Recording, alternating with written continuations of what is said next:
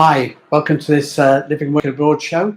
Welcome to this week's World of Change, and we're looking at the new world order that's upon us and becoming more evident and more real every day. You can follow us at productpartnership.com. We can subscribe as a retained client and get advice and guidance for expats living and working abroad. And watch our live YouTube videos at the Living and Working Abroad show. Or you can also join us if you're on the move on our Twitter space, and we can have a conversation there. So go along to the Living and Working Abroad show Twitter space as well and get involved there. So let's dive right into it today. What we want to talk about today, first of all, is property closure. We featured recently the ongoing saga with Evergrande in China. Evergrande is this massive property company that's got itself in big debt. It's got £268 million of debt, and it's due to be wound up in the Hong Kong courts in this month. But that's now been put off to the 4th of December. And then we're given to the 4th of December, another month, to either come up with some financing and rescheduling of their debts so they can continue to function as a business, or go bust. Now, the complication there, as well as them only having a month to find finance for 268 million, is also that the company and the executives are under investigation for the way that they've been managing the companies in China, which it might be not just the money that's going missing at the end of the day. So they're in a bit of a pickle over there. There's lots of ghost cities in China where there's properties been built and nobody's occupied them, but there's lots of debt in a company like Evergrande where the investors have paid off plan for the building, but the building has never been built or never been finished, and it can't be finished now because Evergrande have run out of money. If Evergrande collapses, it could bring down other big property companies, and it could bring down the Chinese property market and spread as a contagion around the world.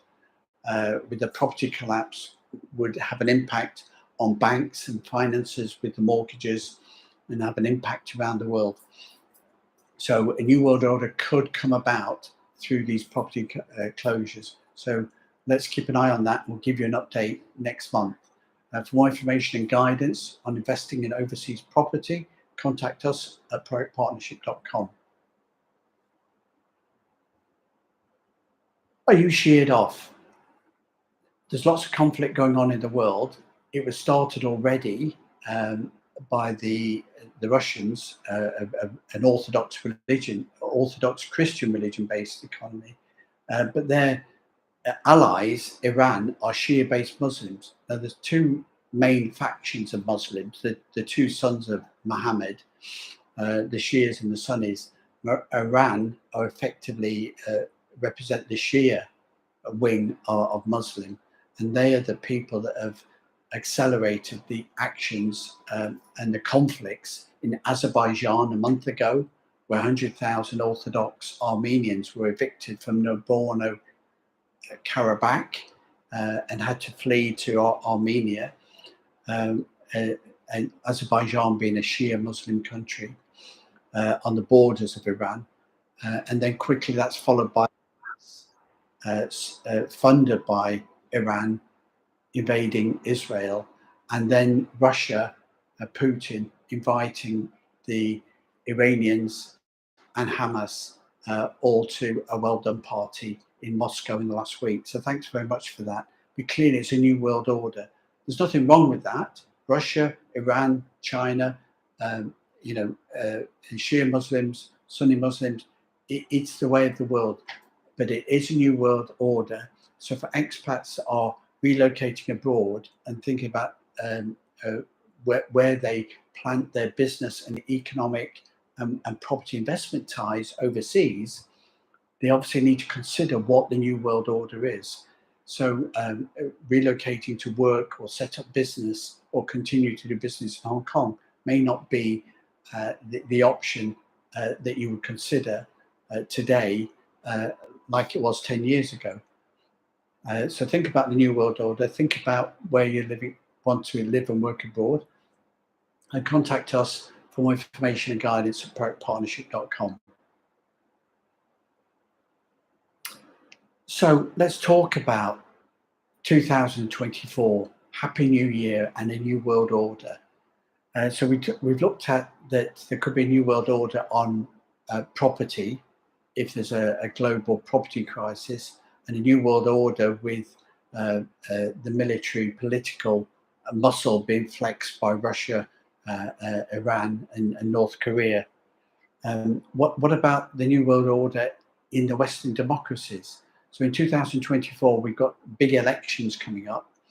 There's a new presidential election at the end of 2024, and that could see either another octogenarian president elected.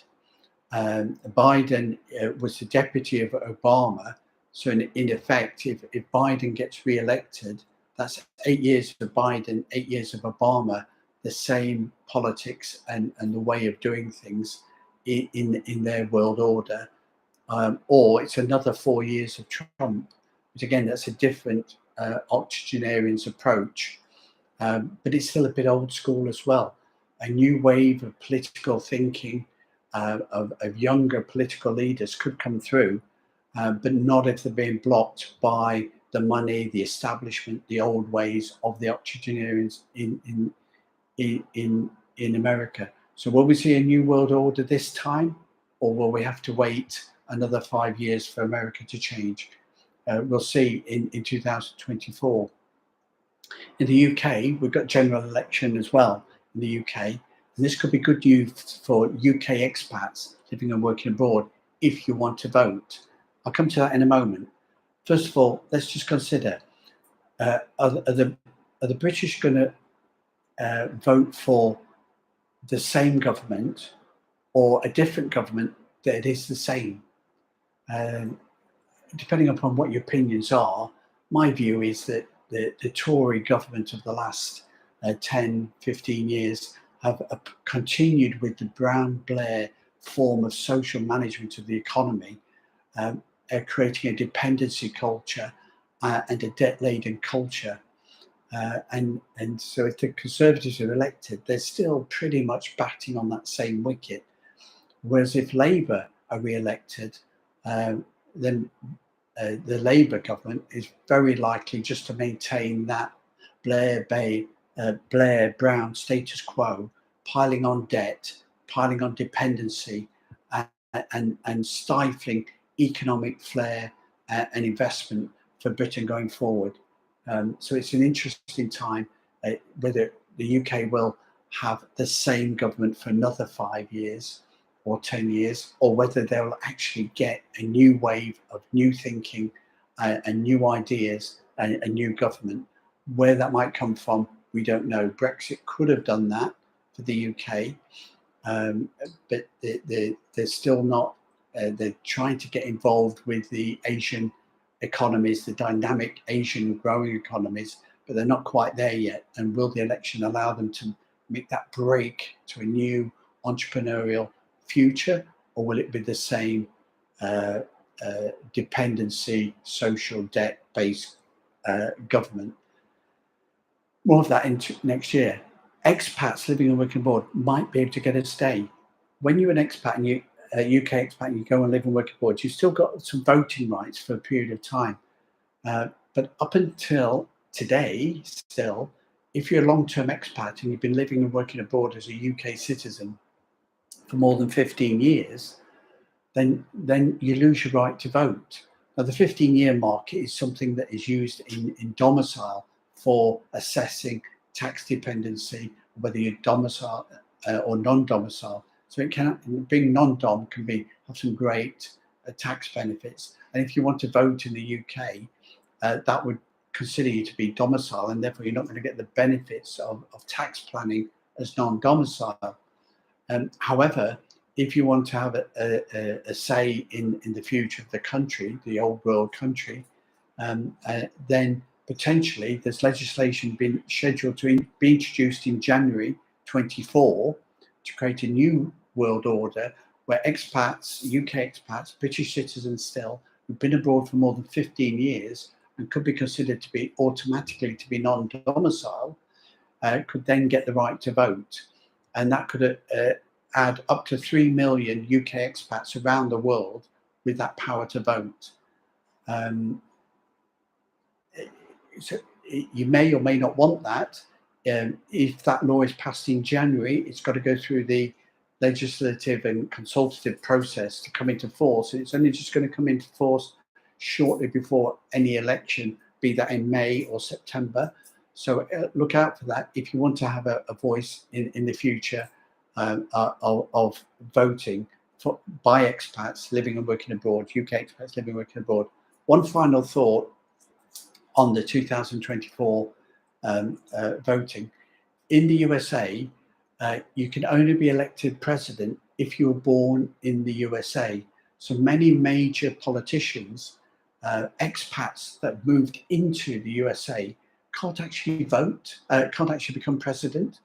So they may have been born in Europe, relocated to America in their childhood, but even at the age of 50 or 60, they still can't be elected president of the United States.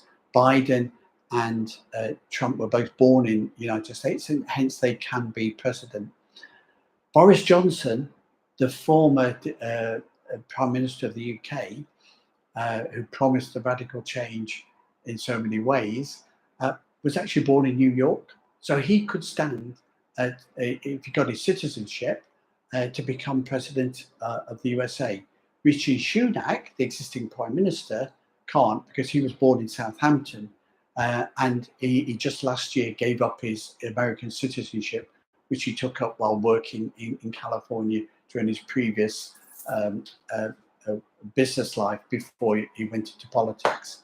So a new world order for sure for people living and working abroad. For more information and guidance on relocating overseas and the implications on tax and residency and assistance in those factors, contact us at proactpartnership.com. 2024 is a bit of a new world order for Portugal as well. Over the last 10, 15 years, have been a very successful habitual non-resident scheme for expats in Portugal, which gives them lots of opportunities to pay a minimum amount of tax. For habitual non-resident, they're not paying tax on overseas dividends and income, and paying just a flat rate tax on any work that they do in Portugal at 20%. If you're a Portugal resident, then your tax rate is from 14 to 45%. So it's a significant tax saving to pay a flat rate of 20%, as opposed to progressive income taxes of 45% that you could pay in Portugal or the UK or other countries, if not more.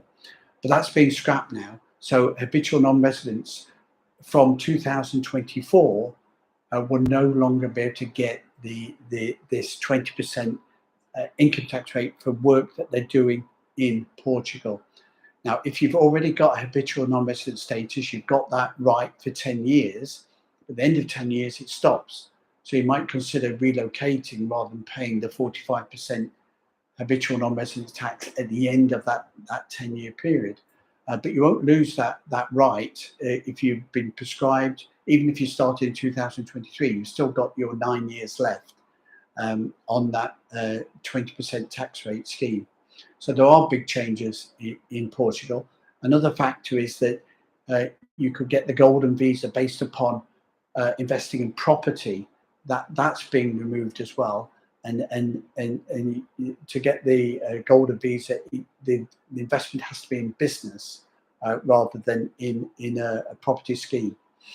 When you get a permanent residency or golden visa in the Schengen zone country, it gives you access to move around the EU freely, as opposed to being restricted to the short stay 90-day rule. So big changes there as well. And then finally for today, let's consider December. At the end of the year, there should be an EU leaders conference where they should rubber stamp and confirm finally the date for starting on the electronic travel authorities, which are due into the EU in 2024.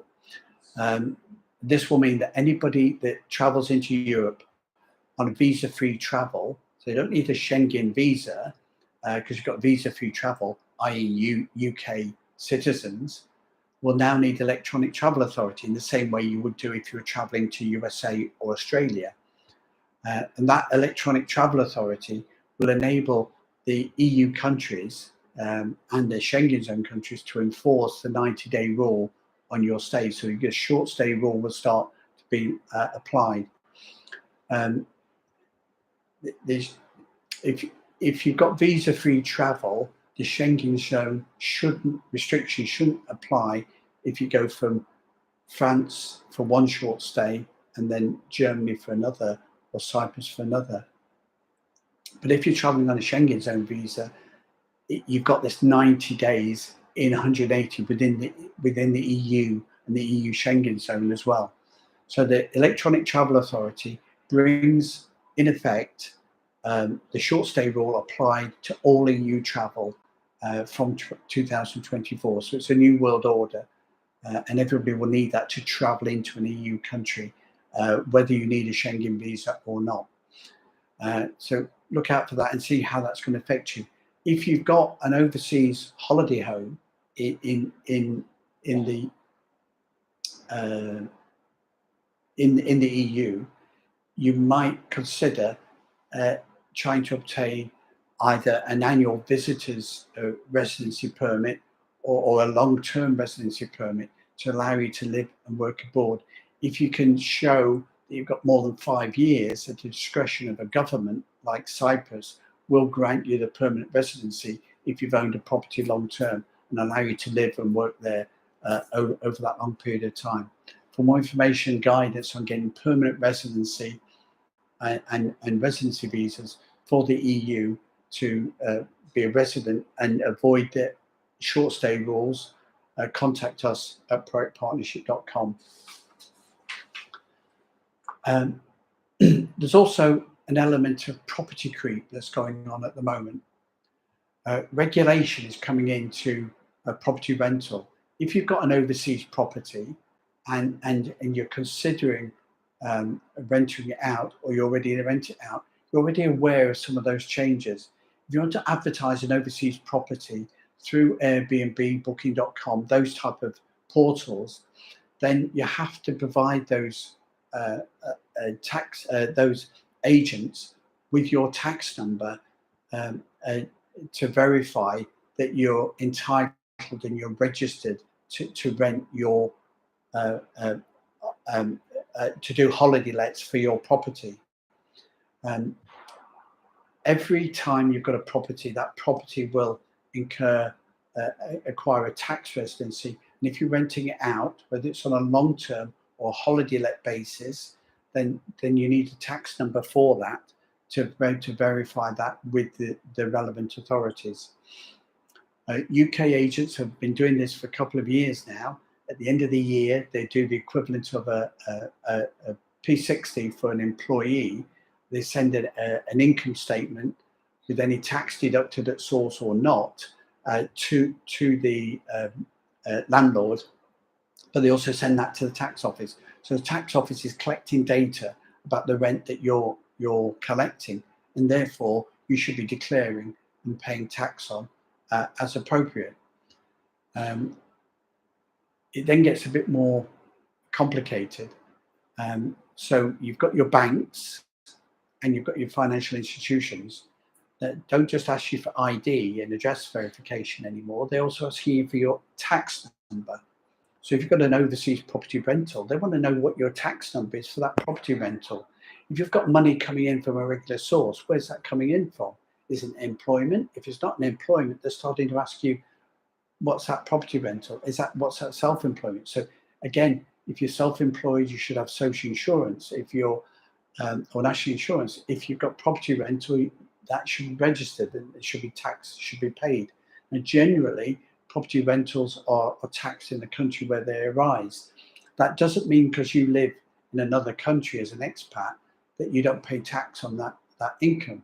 So UK property rentals is taxable in the UK. Cyprus or Spanish or Portugal, property rentals are taxed in those jurisdictions. And you may have an obligation, you may have tax to pay. And if you need to do that, and you want help and guidance on filling out those tax returns, contact us at proactpartnership.com. Spain is actually stopping non-Spanish people from being able to do holiday lets going forward. You've got the restriction with the Airbnbs and Booking.coms where you've got to have your tax number in place. But the tax is in there. In Cyprus, there are some flat rate taxes that are paid on property rental tax, which can mean up to 5% tax should be paid on all property rental. If you don't pay that as you go along, you've got that tax liability. When you sell that property, you'll be caught up with that tax. And secondly, from the end of 23, anybody with taxable income in Cyprus has got a liability to complete a tax return for the country. So again, Proact have got a Cyprus office. If you need help and guidance on completing your Cyprus tax return, contact us at proactpartnership.com. The same for expats with UK property rental, and you need a return completing, contact us at proactpartnership.com. We're also conducting a countdown to the UK tax return deadline. There's 92 days now to the date for submitting an online tax return for expats living and working abroad. Think about that now. Paper deadline finishes yesterday on the 31st of October. You can't submit a paper deadline return in the UK anymore. Even so, you can't do that if you're an expat. So it's only online returns now. Expats can't do it through the HMRC portal. They need specialist advice and guidance, which Proact can offer, and 92 days to do that now. So it's not overdue until the end of January, but it's better to get it in early. And if you've not got your return in yet, contact us at proactpartnership.com. 92 days sounds like a lot, but Christmas is coming, winter is coming. Let's get the job done sooner. If you need to complete a tax return because you've got overseas property rental, we've got other income arising in the UK, or you've been asked to do a UK tax return, contact us at proactpartnership.com. So thanks a lot for listening. There's new world order coming on. Some things don't change. Tax deadlines don't change, but property rentals are being taxed, and enforcement of that is being rolled out. But as well, there's changes to the tax rules for expats in Portugal coming in next year. Will the new governments bring the same ways that have existed for the last 80 years, or will we get a new broom, a new generation of leaders in the Western democracies? In the same way that Russia and Iran and China are operating in a different way going forward, how will the Western democracies respond to that in the years ahead? And in the worst case, the new world order could be a big property collapse precipitated by the debt burdens on the Chinese property market. Let's see going forward. Stay in touch with us at proactpartnership.com. If you want a free review or advice and guidance, contact us at proactpartnership.com, or go to our website at Proact Partnership, contact us, and when there you can make an inquiry to get a free consultant review and start your journey with Proact living and working abroad. Thanks a lot for listening, and we'll see you again next time.